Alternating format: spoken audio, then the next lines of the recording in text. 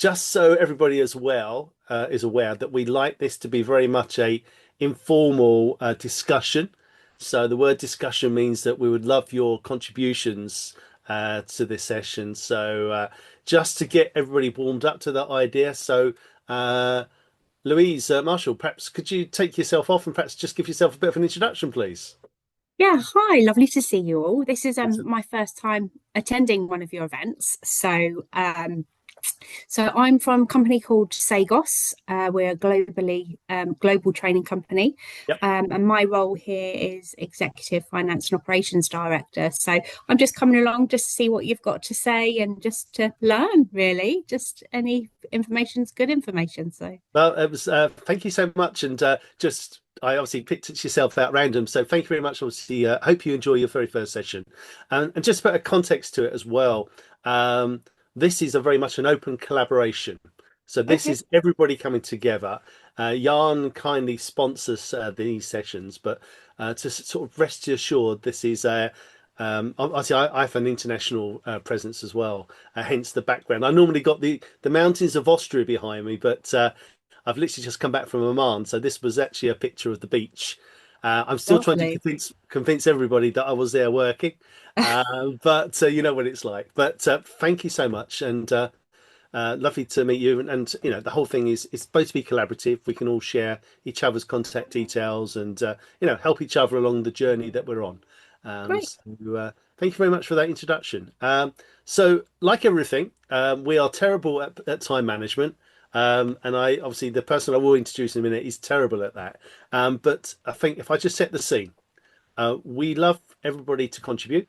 So please use the facilities in the room. So with chat facilities. So if you have a question, I'll probably ask you to come back in and perhaps bring that question to life for us. Please use those facilities. Please interrupt us. I love interrupting Jan as well, just to put him off a little bit. But ultimately, as I say, we all come from different walks of life, from the training, the qualifications market space, the assessment profilings, whatever it needs to be. So I believe that we all can have and add and contribute to these sessions. The objective is open collaboration. So ultimately, if you can learn something new that you didn't know before you started, job done. If you can apply it tomorrow into your business life, excellent. But we want to just set sharing is the best course of life in some respects. So my name's Paul. I represent EAL, which is an awarding organisation for engineering, manufacturing, and building services qualifications internationally. I love these sessions because I come and I learn, I share, I contribute to this community that we're bring to life today. So Jan, perhaps a good time to bring you over. We talked about time management, so off you go, sir.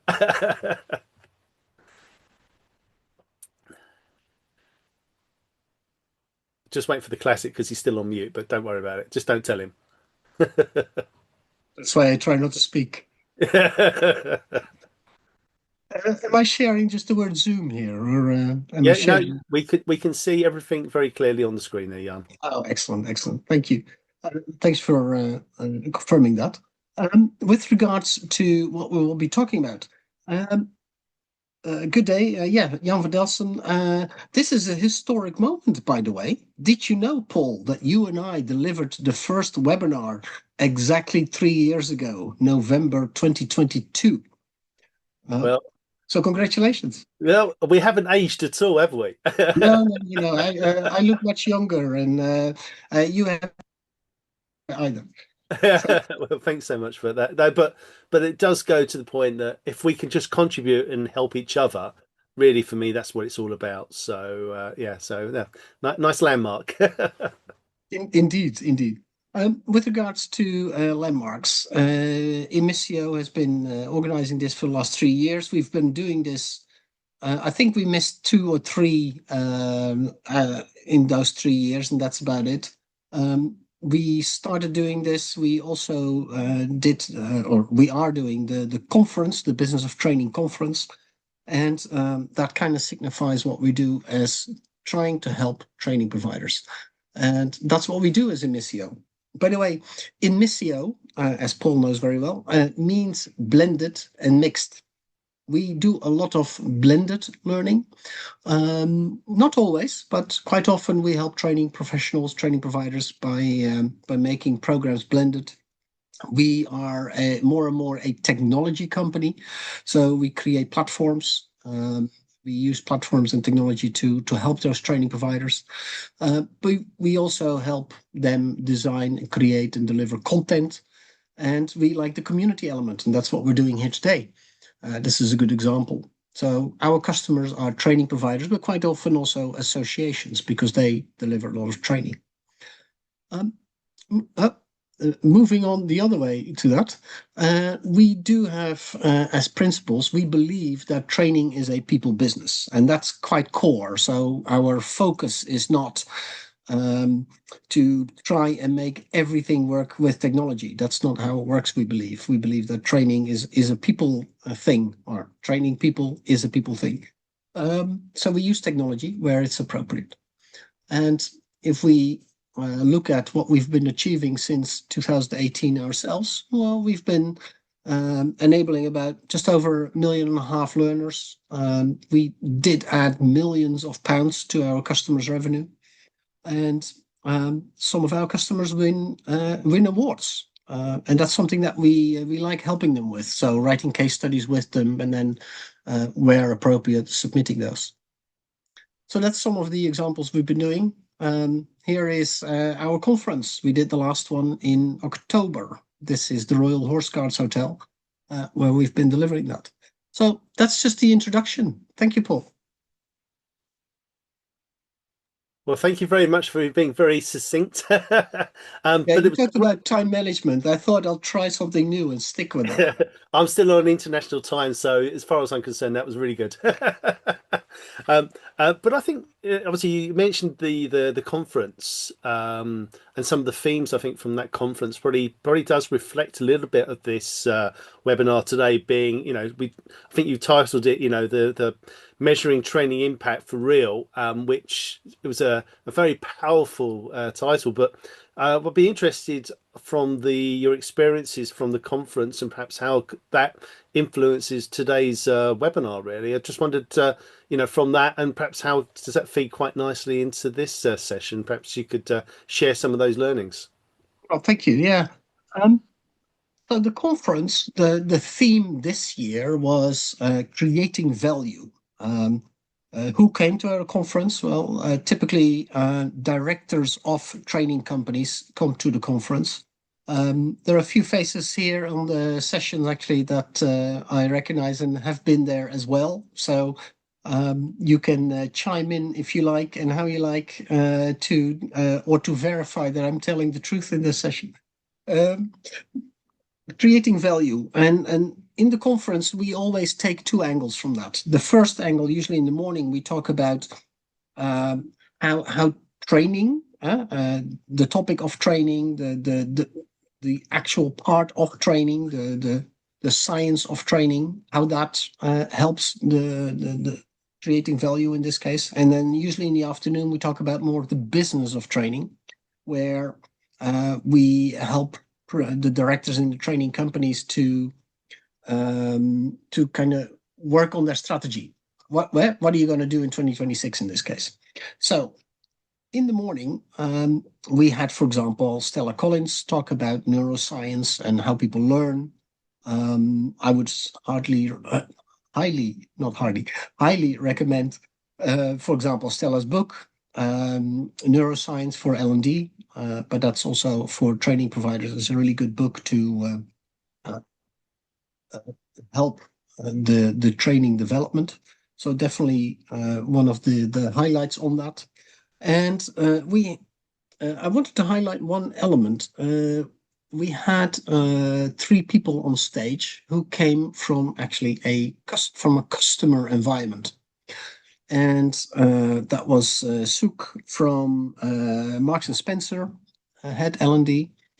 We had Amy Young, who came from UCL, University College London, big organization, 5,000 people, also head of learning. And Gavin McQuillian, who is the head of L&D of the NatWest Group, so very large organization. And actually, what Gavin was saying was that um, in the past, a lot of training was bought in that was, he used the word average. And people would get, because of specialistic knowledge that training providers bring, they would get good money for that. But he did make the point of those days are over. Um, Training needs to make impact. The word impact was probably the most heard word throughout the day. And one of the items of making impact really important, quantifying instead of just qualifying what that means. But there is also a side note to this, because the three people that I just mentioned, they also said, we are not, we as L&D teams, and we had some large organizations represented there, we do not always have the answers on what impact actually means or how we measure that.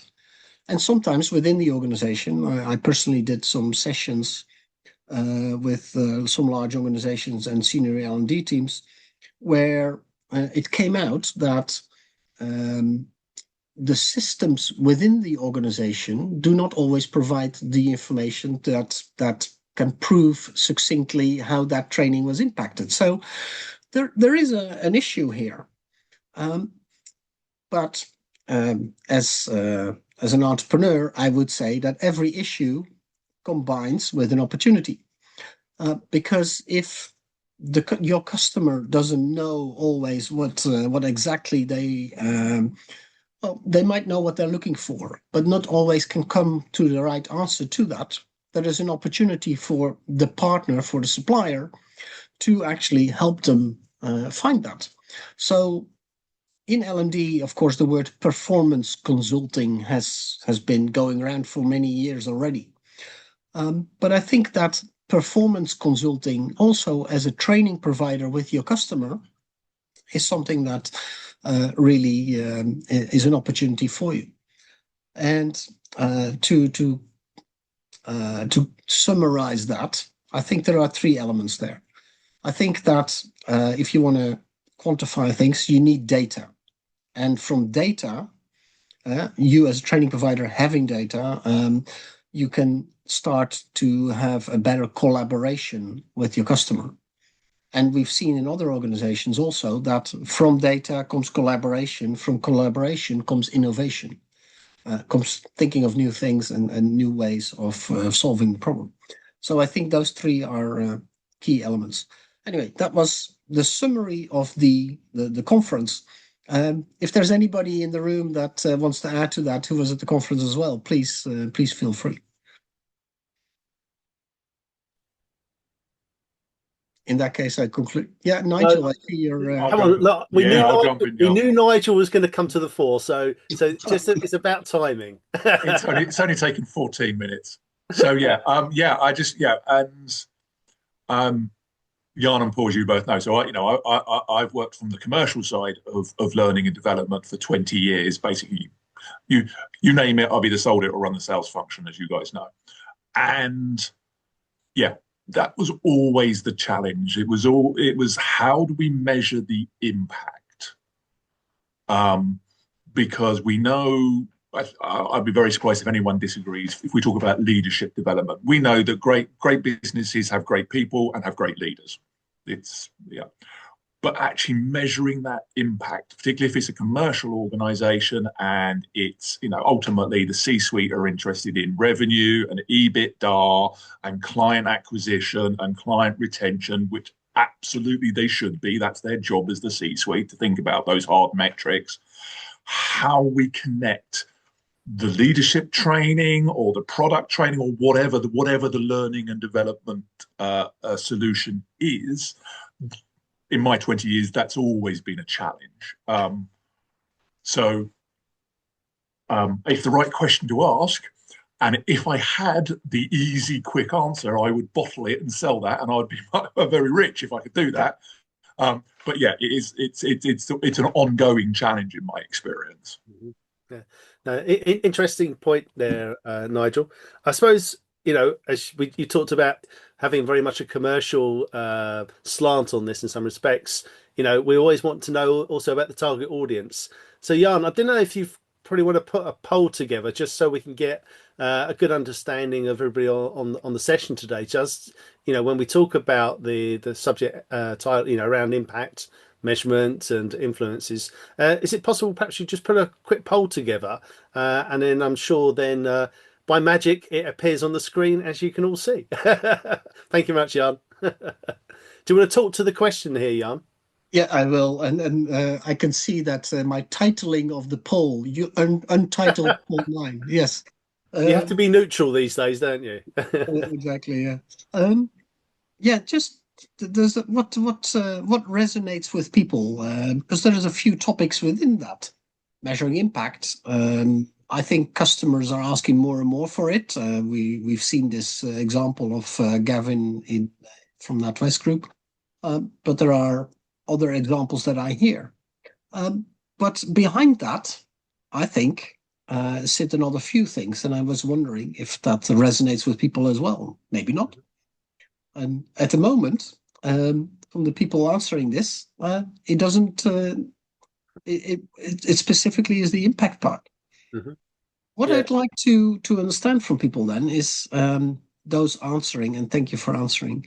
Does somebody want to say if they maybe give a bit more meat to the bone? Is this something they ask from customers? Is this something they're actually really good already with helping customers with? Maybe there are some good examples here. And if there is a silence, I do have a pin, and it depends where that pin will stop. But yeah, it'd be good, obviously, just to hear about people's experiences, and actually, if you haven't got an experience as well, do you know what? We find that that's probably the starting place for a lot of people. They know they need to do something, but not too sure what measuring impact means for them, and it does mean different things for different people. And I'm normally the one that asks the stupid questions in some respects, or provides the stupid answers. So please do not feel afraid not to come and air some of your points. Mark, I can see you live as well. I mean, when you look at this, the untitled poll, shall we say, other than that, doesn't really give a lot to it. But what, from your point of view, when we talk about measure impact, what does that really mean for you, Mark, in your role? Hi there. Yeah, thanks. I think where I've had challenges with this in the past, so I work in an institution that provides language training for English, but also other modern foreign languages. Hmm. The vast majority of our work is B2C. We kind of know that market. But when we're working with institutions like ministries, or other sort of institutions that might need language training, it can be quite complex trying to actually show the impact that language courses can have Yep. typically in people's work, right? We can sort of show the engagement that they have in the training there and then.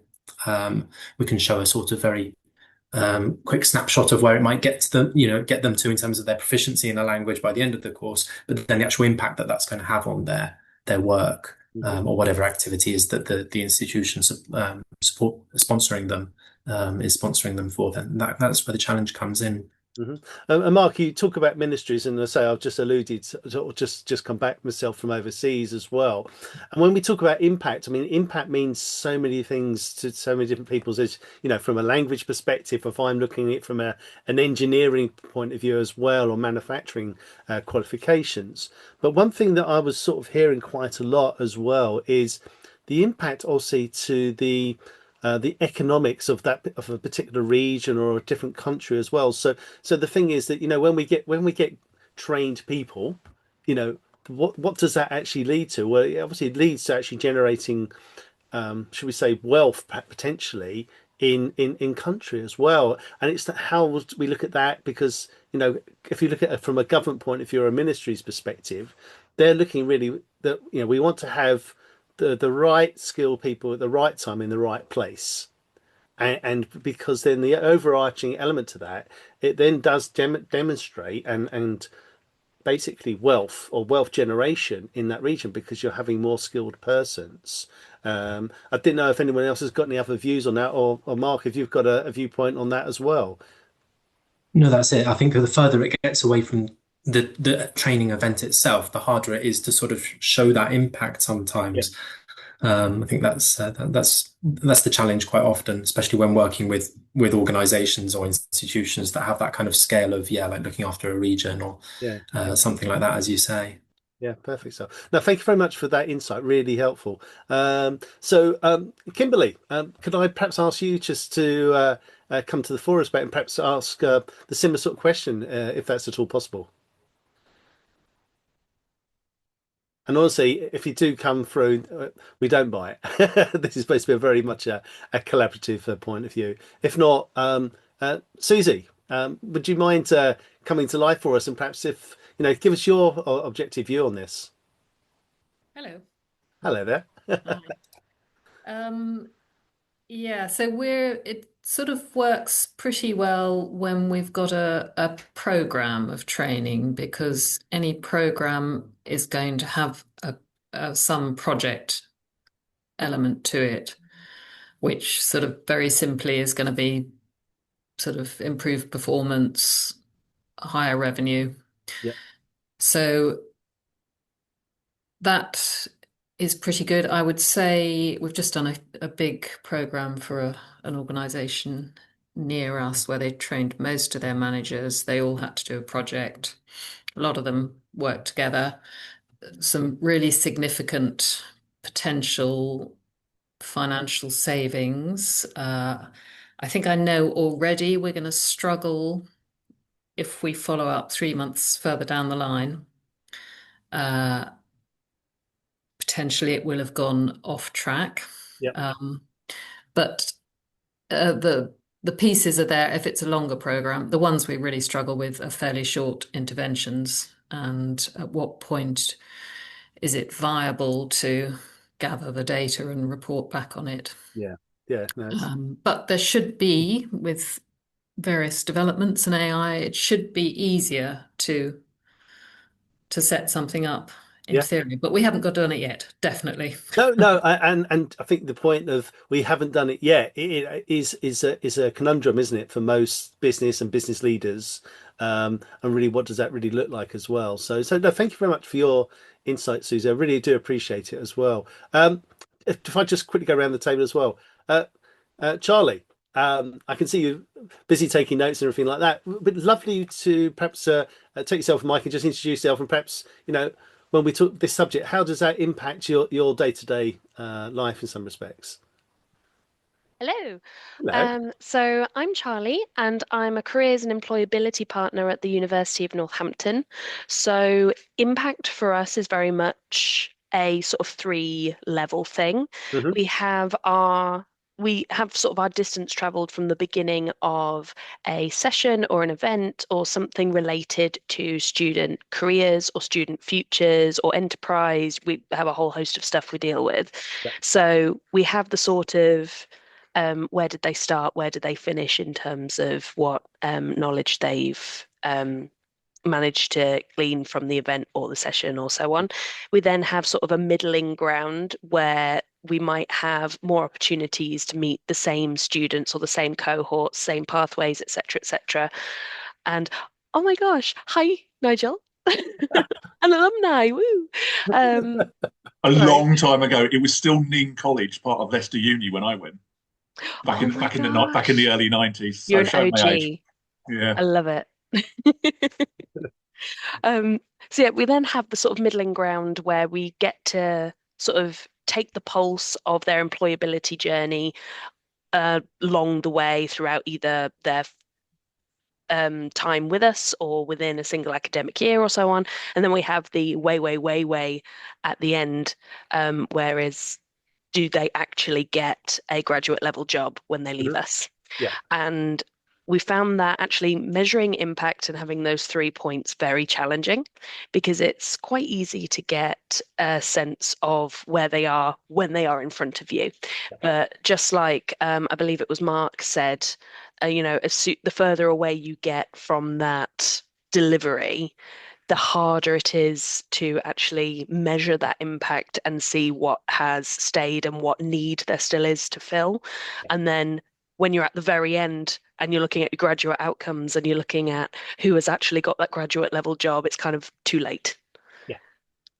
Yeah, no. And I think, for me as well, when we talk about measurement, it has to be in the actual program because I don't know about yourself, but sometimes it's, you always get someone walk down the stairs from up above and say, was that successful? What was the impact? It's like, good question, but you should have been at the original the kickoff meeting of what we're going to build into it, so we know what we're going to measure, what's the impact's going to be on it, rather than it being oh, by the way, what we've just done is, X, Y, Z, So I think it's really important to have all the stakeholders involved in any of these sort of projects, any of these sort of training programs as well going forward. But no, thank you so much for your insight, and we can bring all your other colleagues in behind you as well into the conversation later. But no, thank you so much for that, Jan. Obviously, we're just having a bit of a general conversation there as well. But what about obviously some of the theorists behind this? Because I think what I want to do is perhaps give a bit more of a structure to the conversation. What would you advise, obviously, around sort of some of the research and some of the theorists that leverage some impact to this conversation? That's a great question because measuring impact, and we heard from several people in the audience today how the metrics can be different. Susie talked about the business impact of their customer. Charlie talked about students, that do they get a job, and what is that job? That might be the definition of impact.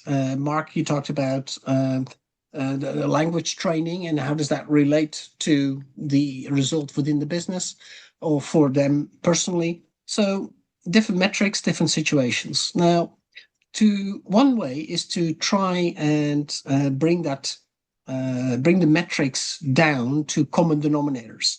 And for example, Kirkpatrick, the Kirkpatrick learning model, I think succeeded quite well with that.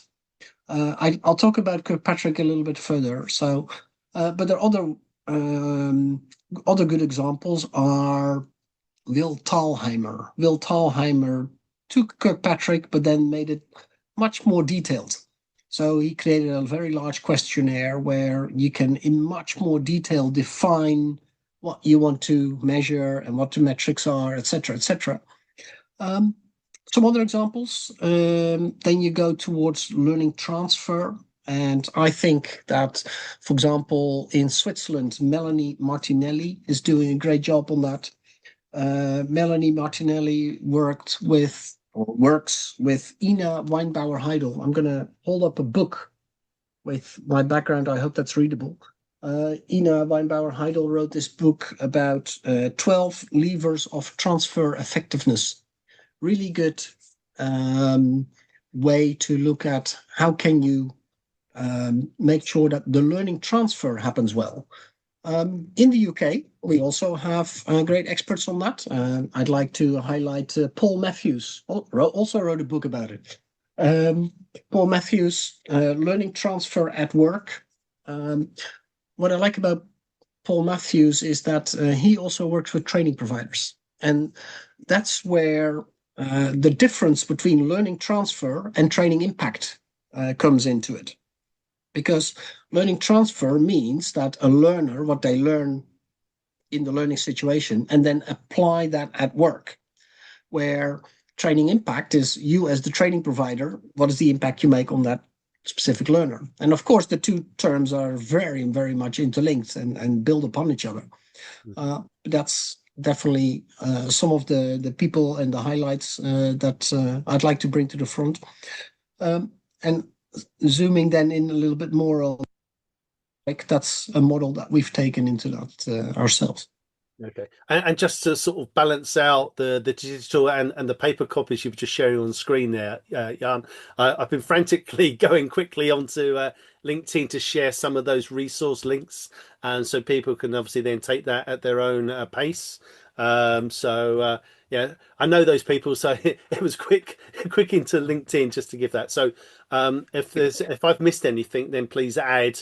And equally, anyone that's on the session today, if they've got any other research that they found useful, then please add into the chat. But I believe I may have covered the main points there. So thanks for that element to it.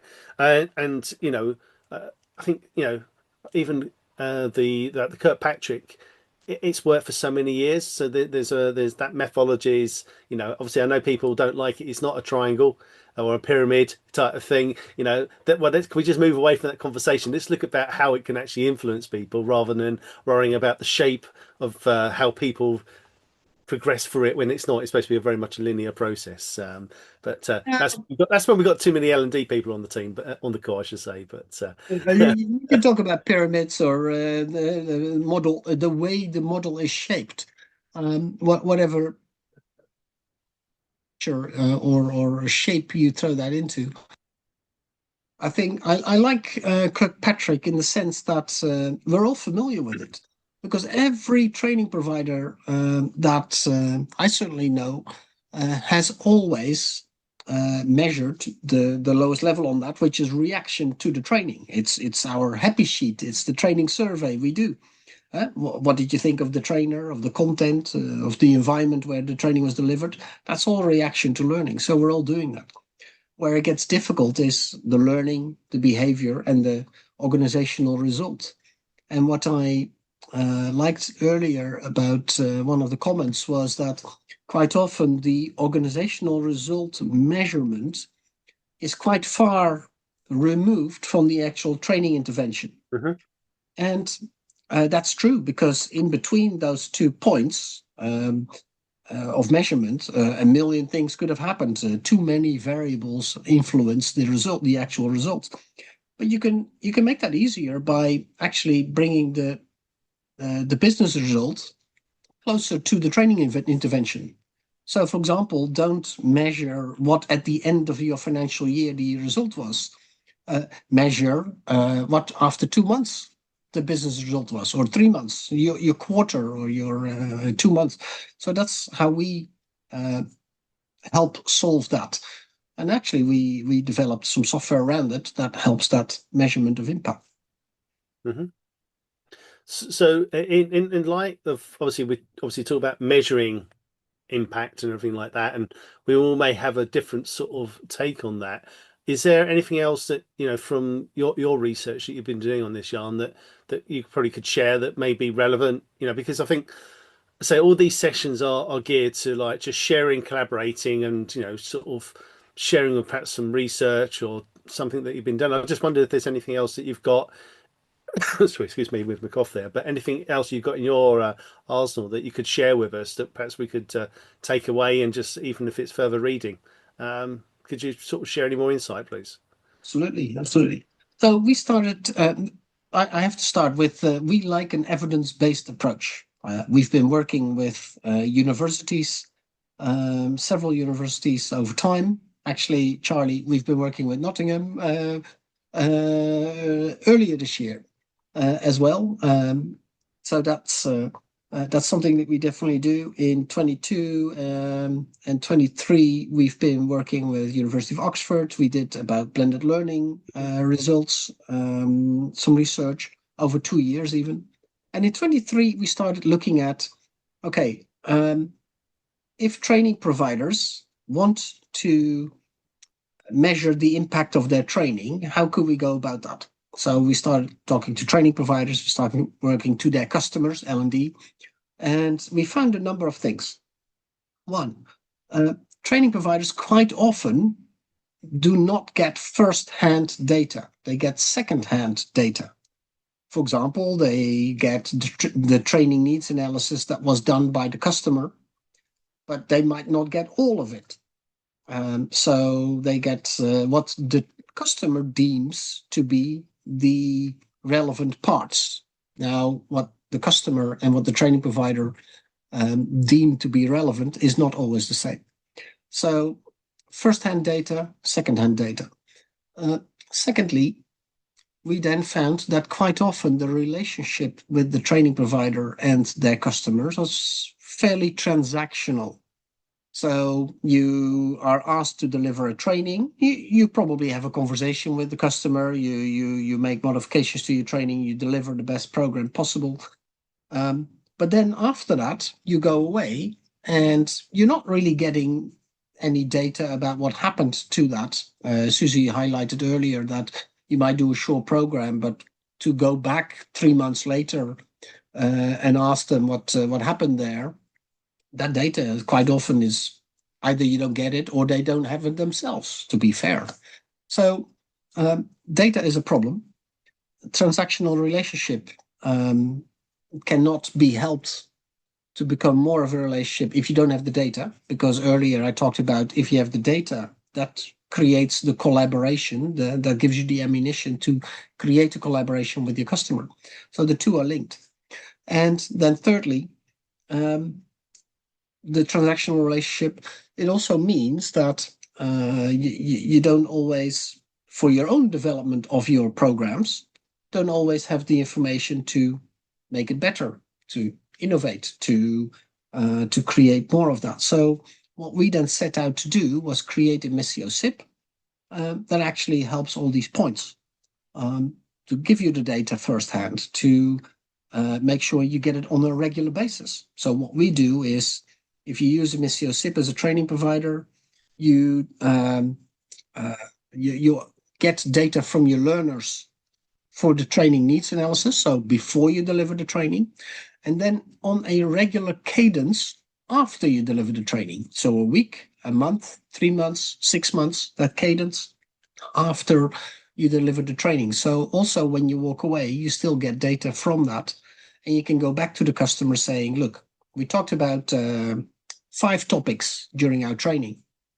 3 of those I can see actually landed really well. However, 2 of them did not so much. So why don't we come back and help you make sure that we cement those 2 topics as well in your organization, that they are applied. And that gives you the leverage to build more of that relationship, more of that collaboration. And then there are a few other things that will help that, but yeah. So, I mean, obviously, I'm just listening to some of your points that you're talking about there, Jan. Obviously, in my world as well, and working with training providers, both in the UK and internationally, one of the questions we always ask is, if I'm delivering a qualification, and it was great that we talked about not just one university at Northampton today, but other, because what it is like, how do you differentiate yourselves in a very competitive market space? And if I'm listening to what you were talking about, does that then start to become a bit of a differential, because you can actually demonstrate basically the impact in perhaps what is not an administrative burden, should we say, but something you can actually have that is close to hand, and it's something that you're monitoring through. I mean, is that where you see yourselves going as, working with training providers? So I just wonder if you could perhaps look at that. Is it a key differentiator from your perspective, working with training providers? At the moment it is, yes. My prediction is that 3-4 years time from now, Yep. it's not a differentiator. It's weird if you don't do it. Yep. But today, yeah, it's a differentiator. It opens up the possibility to, based on data, make the decisions, build the collaboration with your customer, but also to say, look, we quantify the impact we make here.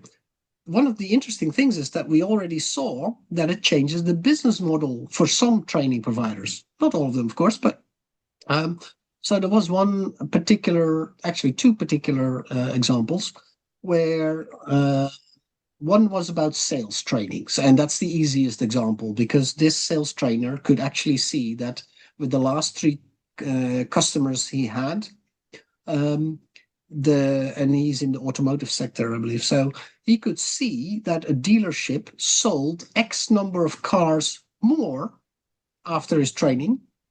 I think he measured it over 6 months or so, than before. So that was hard data. So he could say, you make more profit than before. So what he did in his business model, he said, I will lower my day rate, my fee to deliver the training, but I want some skin in the game. So if you sell, I'm going to make it up now, if you sell 10 more cars, I want X percentage of that, and as a reward of that. What was the advantage for the customer? Well, the customer saw the confidence that the trainer, in this case, showed, but also, if it doesn't work, we pay him less. if it does work, well, we're selling more, so we're happy to share some of that as a Mhm. commission, or I don't know how we Well, I think the fee. yeah, I But think it was a yeah, different business model. yeah, I think because I use the phrase very much about having a mutual contract, Yeah, between, because sometimes it's not at the highest level because, you're thinking, well, where do we go with this? But actually, if you start to look at it that way, no, it's quite, because it's sometimes I find when we do these sessions, it's about having real life examples that people can relate to. Never sold a car in my life, bought many, but it's quite an interesting one as well. So that's good. I mean, I'm obviously just conscious of time. We've got probably a few minutes left. There's a few people that hadn't had I can't get my words out. Haven't had a voice today in some respects. I didn't know if there's anyone else on the session.